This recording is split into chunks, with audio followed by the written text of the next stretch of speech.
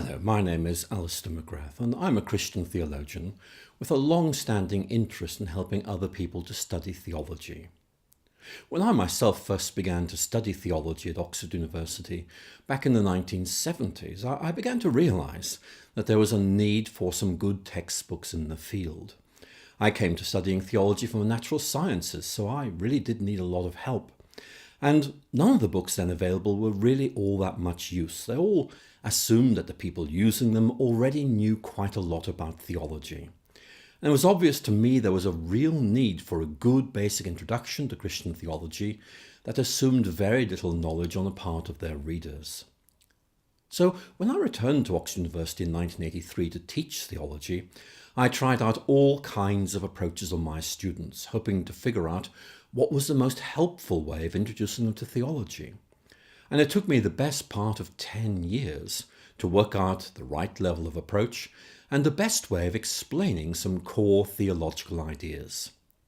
And those Oxford lectures and seminars are the basis of my two best-known works, the flagship textbook, Christian Theology, An Introduction, which has been translated into 15 languages, and its companion volume, the Christian Theology Reader. Now, both these volumes came out in the early 1990s, and they've gone through many editions. And the publisher and I have listened very carefully to the feedback we received from our many readers and adopters. And we've revised both these textbooks constantly in the light of this very helpful user feedback, aiming to make them as accessible, as helpful, and as interesting as possible. And I want to promise you we'll keep on doing this in the future. Now, some of you have very kindly written to me saying how much you've enjoyed using them and how much you've got out of these textbooks. However, some of you have also written suggesting it would be good to have more help in using these books. Could I do something extra to help you get started? Some of you wrote and expressed disappointment you couldn't come to Oxford and hear me lecture there. Well, we decided to do the next best thing. I'll come to wherever you are, virtually of course, and this set of dedicated video resources introduces the Christian Theology Reader and explains to you how best to use it. There'll be a longer series of texts coming soon dealing with Christian theology and introduction. I hope you'll enjoy those presentations. Now, this set of 6 short video presentations have been recorded here in my study at Harris Manchester College, Oxford University, and they're all less than 15 minutes long, and they've been developed specially to help you get the most out of using the Christian Theology Reader. They'll teach you how to use this book, and they'll provide additional support as you begin to reflect on its theological themes. And in this first presentation, I'm going to explain to you how the Christian Theology Reader works so that you can get the most out of it. And above all, I'm going to try and encourage you in the next set of presentations and show you how to handle original sources. Because the next 5 presentations in this series will help you engage with individual texts taken from this textbook. Although the Theology Reader provides you with lots of support, this series of presentations will give you a level of explanation for each of these texts that goes far beyond what you'll find in the book itself. Now, these presentations are really bonus features. They provide added value for users of this textbook. Instead of just reading about these texts, you can watch me talking about them and putting helpful information on the screen to make it easier for you to follow me. We've already tried out this material on students and they found it really useful, and I hope you'll feel the same way about them as well. So let me begin by telling you more about the Christian Theology Reader.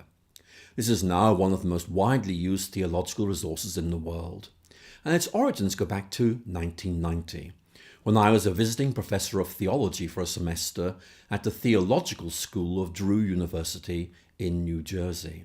And I was asked to teach a class on how to handle theological texts. The method I used was very well received. Basically, it was about interactive engagement with the texts. And that's the method that I use in this textbook.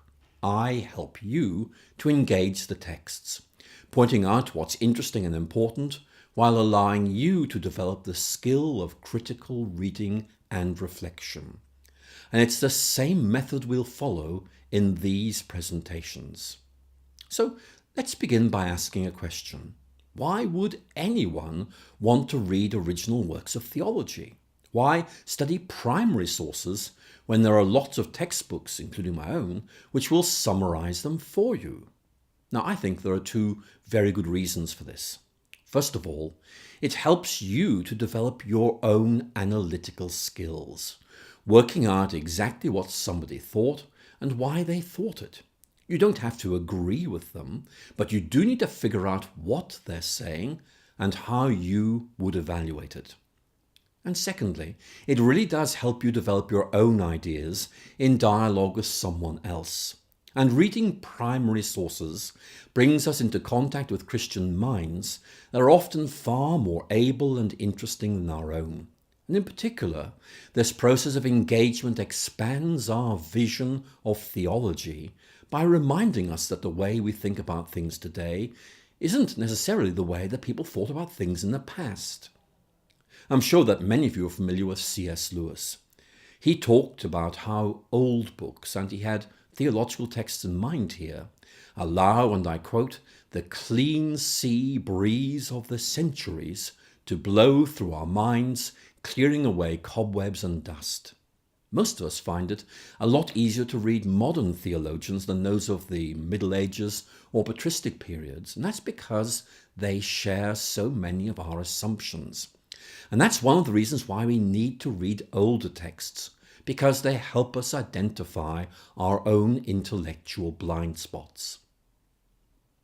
Now, this reader provides you with hundreds of readings spread throughout the 2,000 years of Christian history, and each of them illustrates a key doctrine or a point of view, an intellectual development, or some kind of theological landmark. The book consists of 10 chapters.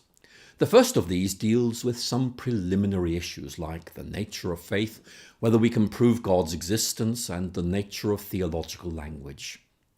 Then we move on in the second chapter to look at the sources of theology.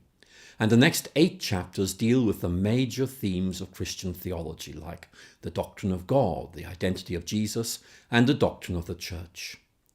And each of these 10 chapters contains a series of readings relating to the topic of that chapter. And they're arranged by date so that you can appreciate how ideas develop over time.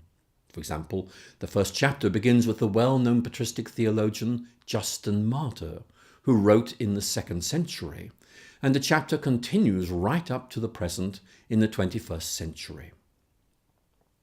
Now, the textbook encourages you to engage actively with this rich range of texts by providing each of the readings with additional material designed to help you study them.